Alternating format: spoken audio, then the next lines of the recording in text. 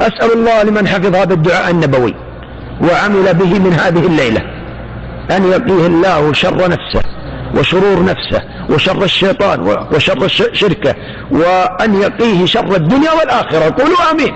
ومن قال آمين ولو عبر الشريط ولو عبر التسجيل، أسأل الله لمن سجل ووزع الشريط ووزع الخير وبلغ الخير أن ينظر الله وجهه وأن يجري ثوابه كما أجرى أنفاسه، فإن الدال على الخير كفاعله وفاعله من أهل الجنة بإذن الله ومشيئته. قل إذا أصبحت، يا إخواني هذا أهم من الغداء والعشاء والإفطار.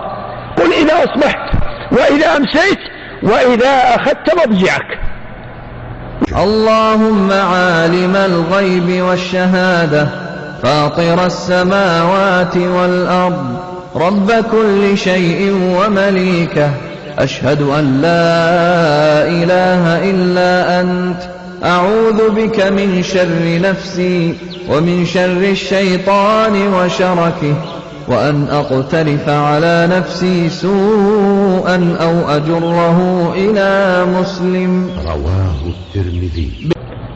هذا الدعاء النبوي من قاله أجاره الله من شر نفسه، كفاه الله من نفسه، وأجاره الله من كيد الشيطان، ولم يصب ولم يقع في الشرك ولا في شرك المعاصي، ومات بخير وعاش بخير ومات بخير. فانتبهوا لهذا الذكر.